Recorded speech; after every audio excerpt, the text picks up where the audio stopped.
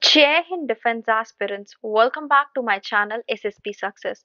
For any query regarding SSP and AFSP, please join our Telegram channel SSP Success, whose link is given in the description box. And for more updates regarding SSP and AFSP, do subscribe our YouTube channel SSP Success. So, guys, today we are going to cover weekend defense news. That is the 11th part. It is very important for your SSB and AFSB perspective. So, let's get started with our topic. Before moving ahead, I would like to tell you guys this is the fifth time I'm trying to record this video. Somebody like या तो कोई knock कर देता है या तो कोई doorbell बजा देता है एंड मेरी वीडियो कंप्लीट नहीं हो पा रही है so I hope this time will be able to complete it first news है हमारी जापान की नई पॉलिसी को लेके न्यूक्लियर एनर्जी पे जापान ने अडॉप्ट की है एक नई पॉलिसी जो कि प्रमोट कर रही है न्यूक्लियर एनर्जी का ग्रेटर यूज जिससे स्टेबल पावर सप्लाई मिलेगा जहां की हमारी ग्लोबली फ्यूल की शॉर्टेज हो रखी है और कार्बन एमिशन को भी रिड्यूस करना है अगर हम जापान की नई पॉलिसी की बात करें तो ये रिवर्सल है न्यूक्लियर फेज आउट प्लान का कब के बाद फुकुशिमा क्राइसिस जो हुए थे 2011 में उसके बाद से फुकुशिमा एक्सीडेंट कॉज किया गया था सुनामी के द्वारा 2011 में जो कि सेकंड वर्स्ट न्यूक्लियर एक्सीडेंट है हिस्ट्री का ऑफ न्यूक्लियर पावर जनरेशन ये साइट जो है जापान के पैसिफिक कोस्ट पे है in north eastern Fukushima prefecture about 100 kilometre south of Sendai ये पॉलिसी मैक्सिमाइज करेगी एग्जिस्टिंग न्यूक्लियर रिएक्टर्स का यूसेज और इसमें जो है हम सस्टेन यूज कर पाएंगे न्यूक्लियर पावर का फ्यूचर में डेवलपमेंट और कंस्ट्रक्शन होगी इसके हेल्प से नेक्स्ट जनरेशन इनोवेटिव रिएक्टर्स की अभी के टाइम पे 7% है जापान का energy supply but their government aim is to make it 20 to 22% by the fiscal year 2030. Next news we are having uncontrolled re-entries of satellite. Outer Space Institute ने nationally और multilateral efforts किए हैं so that uncontrolled re-entries जो है satellite की उनको restrict किया जाए. ओके प्राइमरी स्टेज में क्या होता है फर्स्ट रॉकेट इंजन एंगेज किया जाता है प्रोवाइड करता है इनिशियल थ्रस्ट रॉकेट को स्काईवर्ड की तरफ भेजता है तब तक ऑपरेट रहता है जब तक फ्यूल एग्जॉस्ट नहीं हो जाता है and then it separates out from the rocket और ग्राउंड पे गिर जाता है सेकेंड स्टेज में क्या होता है कि प्राइमरी स्टेज गिर गया नेक्स्ट टाइम पे रॉकेट इंजन एंगेज करता है to continue to work on its trajectory then second stage जो है वो कम काम करता है बिकॉज हमारा रॉकेट ऑलरेडी जो है स्पीड में होता है देन एडिशनल स्टेजेस होते हैं होते हैं अगर प्रोसेस रिपीट तब तक होता रहता है जब तक रॉकेट स्पेस में नहीं आता आप यहाँ पे देख सकते हो स्टेज 1 में इग्निशन हो रहा है then lift off then main engine का कट ऑफ हो रहा है स्टेज 4 में स्टेज 1 का सेपरेशन फिफ्थ में fairing separation then inter stage separation stage 2 ignition stage 2 burn out and then payload का सेपरेशन हो जाता है फाइनली अनकंट्रोल री-एंट्री क्या है देखो अनकंट्रोल री-एंट्री मतलब रॉकेट स्टेज सिंपली फॉल कर जाते हैं और उनका पाथ जो है डिटरमाइंड किया जाता है shape angle of descent air currents और दूसरी कैरेक्टरिस्टिक की हेल्प से तो बेसिकली कुछ पीसेस तो बर्न अप हो जाते हैं एंटायरली कुछ नहीं होते जिसकी वजह से जो स्पीड जिस पे वो ट्रैवल कर रहे होते हैं तो वो डेब्रीज डेडली तो हो जाते हैं लेकिन 2021 के रिपोर्ट के हिसाब से इंटरनेशनल स्पेस सेफ्टी फाउंडेशन जो कि एक इम्पैक्ट क्रिएट करता है एयरलाइनर्स पे जिसमें 300 ग्राम से ज्यादा डेब्रीज हो चुका है जो कि कैटास्ट्रोफिक फेलियर्स भी प्रोड्यूस कर सकता है मीनिंग सारे लोग जो बोर्ड पे होंगे they could have been killed due to that third news we are having that is related to Russia China joint naval drills Russia और चाइना ने बिगिन किया है joint naval exercise East China Sea में आप location देख सकते हो Russia की ये है चाइना की आपकी ये है and this is the location of India with respect to China and Russia की पॉइंट्स क्या है फायरिंग एक्सरसाइज इन्वॉल्व होगी और एंटी सबमरीन ड्रिल होगी ये स्ट्रेंथन करेगा नेवल कोऑपरेशन दोनों कंट्रीज के डेमोन्स्ट्रेट करेगा डिटरमाइन करेगा कैपेबिलिटीज को दोनों साइड्स की जॉइंटली रिस्पॉन्ड कर सके किसी भी मैरिटाइम सिक्योरिटी थ्रेट को they will be engage in frequent military drills like they have been engage होते आ रहे हैं ओके अब इंडिया की चाइना के साथ कोई एक्सरसाइज है वो है हैंड इन हैंड जो कि जॉइंट प्लानिंग और कंडक्ट करती है काउंटर करती है टेररिस्ट ऑपरेशंस को सेमी अर्बन टेराइन में रशिया के साथ हमारी दो है एक्सरसाइज इंदिरा एंड एक्सरसाइज तेसेंतर अगर हम एक्सरसाइज इंदिरा और एक्सरसाइज तेसेंतर की बात करें बेसिकली ये 2017 में जो है फर्स्ट ट्राई सर्विस एक्सरसाइज को कंडक्ट किया गया था ठीक है बट इंदिरा वैसे 2003 से शुरू हुई थी और तेसेंतर 2019 से Next news we are having that is related to IDX and Defense India Startup Challenge. Innovation for Defense Excellence flagship initiative है department of ministry of defence का, जिसने माइलस्टोन रीच किया है with signing of its 150th contract. ये जो contract है वो relate करता है इंडियन नेवी के प्रोजेक्ट को of defence India startup challenge sprint edition में। अब आईडीएक्स लॉन्च किया गया था 2018 में। इस तरीके का इकोसिस्टम है जो इनोवेशन और टेक्नोलॉजी को फोस्टर करता है डिफेंस और एरोस्पेस सेक्टर में, जिससे इनोवेटर्स को एंगेज किया जाएगा और एंटरप्रेन्योर्स को, so that they will be able to deliver the technology. Okay, ये फंडिंग प्रोवाइड करते हैं छोटे स्टार्टअप्स को। ठीक है, कोर ऑब्जेक्टिव क्या है? रैपिड डेवलपमेंट, नए इंडिजिनाइज और इनोवेटिव टेक्नोलॉजी का। फंडिंग जो है वो मैनेज की जाती है डिफेंस इनोवेशन ऑर्गेनाइजेशन के द्वारा। अचीवमेंट की अगर हम बात करें, आईडीएक्स जो है वो अवार्ड किया गया है prestigious prime minister award for the public policy in innovation category for the year 2021 में। क्या दूसरे इनिशिएटिव है इंडिजिनाइजेशन को लेके? First, negative indigenisation, positive indigenisation is new FDI policy in defence sector, defence acquisition procedure 2020, defence industrial corridors. These are the initiative that has been taken by the government in terms of indigenisation of defence sector.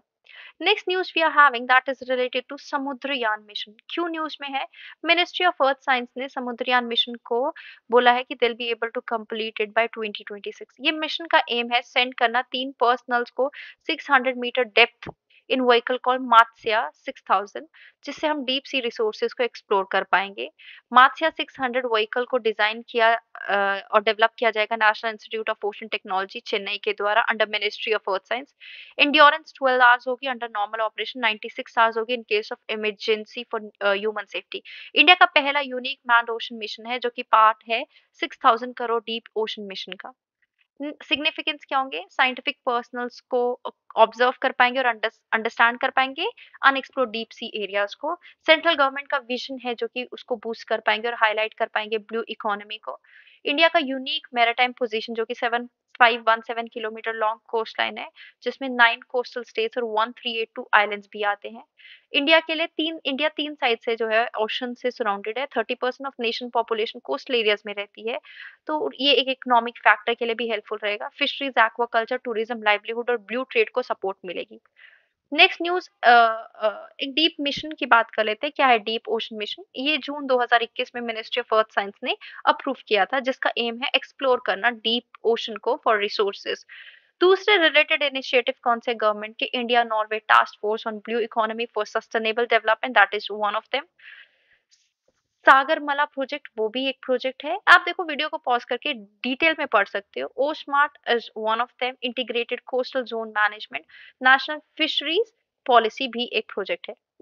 Next is peace in north east India. Recently union government ने report किया है कि 80% decline हुआ है civilian deaths में और 6000 military ने surrender किया है। कहाँ पे? नॉर्थ ईस्ट इंडिया में सिंस 2014। ये है हमारा नॉर्थ ईस्ट इंडिया, ठीक है, जिसमें ये हमारी 7 सिस्टर्स आती हैं। ओके, सिक्किम हो गया, अरुणाचल प्रदेश, असम, नागालैंड, मणिपुर, मिजोरम, त्रिपुरा, मेघालय। ओके, क्या की पीस डेवलपमेंट है नॉर्थ ईस्ट इंडिया में? इंपॉर्टेंट एग्रीमेंट्स की बात करते हैं। Assam Meghalaya inter state boundary agreement 2022, ठीक है, जिसका एम है जिस एग्रीमेंट में क्लोजर हुआ है 6 डिस्प्यूटेड टेरिटरी का।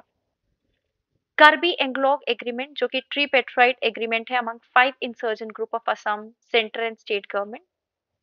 Bodo accord 2020 central government, Assam government और बोडो ग्रुप्स के बीच में हुआ था, ठीक है। देन हमारा कौन सा हुआ है? ब्रू ब्रियांग एग्रीमेंट 2020। ब्रू ब्रियांग एग्रीमेंट क्या है? कम्युनिटी है इंडिजीनियस नॉर्थ ईस्ट की, जिसमें काफी सारे लोग जो है असम के रहते हैं और त्रिपुरा के रहते हैं। त्रिपुरा में इनको रिकॉग्नाइज किया जाता है पर्टिकुलरली वल्नरेबल ट्राइबल ग्रुप के नाम से। सेंट्रल गवर्नमेंट और government of Mizoram and leaders of Bru organisation ने क्वाड पेट्राइट एग्रीमेंट को साइन किया है। देन एनएलएफटी त्रिपुरा एग्रीमेंट 2019, जिसमें जो है बैन किया गया है अनलॉफुल एक्टिविटीज को, ठीक है।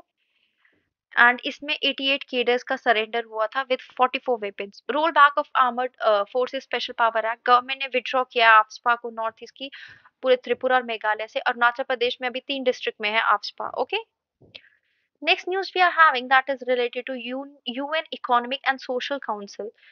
इंडिया ने एब्सटेन किया UN economic and social council में on draft resolution to oust Iran from its principal global intergovernmental body जो कि डेडिकेट किया गया है to the promotion of gender equality and women empowerment. इस रेजोल्यूशन में क्या हुआ है, इस रेजोल्यूशन को ऑफ कोर्स यूएस ने ही इंट्रोड्यूस किया होगा, ईरान से प्रॉब्लम है उनको, जिससे ईरान की मेंबरशिप को जो है रिमूव कर दिया जाए, ठीक है। और बिकॉज उनका मानना है कि वहां पे ऑपरेशन हो, मतलब एक तरीके से वुमेन्स और गर्ल्स को दबाया जाता है, ठीक है। ये रेजोल्यूशन जो है अडॉप्ट किया गया था, जिसमें 29 फेवर में थे और 8 अगेंस्ट में थे, एंड 60 ने एब्सटेंस किया था। Next news we are having, China ने स्टैंड लिया है, they are ready to work with India. और ये किसने कहा, चाइना के फॉरेन मिनिस्टर ने, ठीक है। चाइना के फॉरेन मिनिस्टर ने संडे को कहा चाइना रेडी है to work with India through, ये लास्ट संडे की बात हो रही है, सॉरी ये आज की बात हो रही है, लास्ट की नहीं, कि वो स्टेडी और साउंड ग्रोथ के लिए रेडी है इंडिया के साथ। और ये कब आया, ये तब आया जब हमारा क्लैश हुआ, मिनिस्ट्री ऑफ एक्सटर्नल अफेयर ने स्टेटमेंट दी कि इंडिया और चाइना की 17 round of corps commander level meeting हुई है, चूजो मोल्डो बॉर्डर मीटिंग, ठीक है, जिसमें कुछ बेसिकली सिक्योरिटी स्टेबिलिटी को लेके वेस्टर्न सेक्टर पे बातचीत हुई है। Next news we are having, that is why is Indian Navy eyeing lithium ion batteries for its submarines। देखो इंडियन नेवी जो है वो एक ऐसा सिस्टम सीख कर रही है जो कि पोटेंशियली रिवोल्यूशनाइज करे किसको, उनकी कन्वेंशनल सबमराइन्स की परफॉर्मेंस को। इंडियन नेवी की आरएफआई डॉक्यूमेंट जो है वो ये कहती है कि डेवलपमेंट होना चाहिए high capacity lithium ion battery system का। ये इंडियन नेवी जो है वो सिस्टम को कैपेबल बनाना चाहती है सो दैट रीफिट किया जा सके सबमरीन्स को जो यूज करती है लीड एसिड बैटरीज। नेवी ने स्पेसिफाई किया कि 20 मंथ की डेडलाइन है for lithium ion battery project from the date of a contract is awarded. ये क्यों इतनी बड़ी डील है, देखो डील इसलिए बड़ी है बिकॉज जो लीड एसिड बैटरीज है, कन्वेंशनल सबमरीन्स यूज करती है lead acid batteries for under water propulsion. ये शिप्स जो है डीजल इंजन है, इनको यूज किया जाता है जब सबमरीन जो है सरफेस ऑफ वाटर पे होती है। डीजल इंजन रिचार्ज करता है number of lead acid battery से ऑन बोर्ड द शिप। ये सबमरीन जो रन कर रही होती है उस बैटरीज पे, उनको काफी क्वाइट और वो माना जाता है कि वो इजिली डिटेक्ट नहीं हो पाती।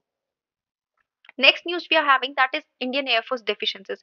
Air Force Chief Marshal V R Chaudhari ने पॉइंट आउट किया क्रिटिकल डेफिशिएंसी जो कि फेस की जा रही है इंडियन एयर फोर्स के द्वारा। और वो किस चीज में डेफिशिएंसी है, वो शॉर्टेज ऑफ फाइटर स्क्वाड्रन और फोर्स मल्टीप्लायर्स में है, ठीक है। ये कब आया, ये तब बेसिकली उन्होंने इसलिए ये एड्रेस किया, जैसे कि देखा जा सकता है इंडिया और चाइनीज ट्रूप्स का क्लैश हुआ था अरुणाचल प्रदेश में। इंडियन एयरफोर्स के पास 31 फाइटर स्क्वाड्रन है प्रेजेंट, लेकिन उनका सैंक्शन स्ट्रेंथ 42 है। नंबर्स अभी भी कहीं ना कहीं कम हो रखे हैं। काफी ज्यादा नीड है इंडक्शन करने की फोर्सेस में जहां भी उनकी डिफिशियंसीज है। So guys, that was all. I hope you like the video. If you like it, do like it, share it, and subscribe our YouTube channel SSP Success. Guys, your likes and comment motivate us to make more and more videos on time. Thank you everyone.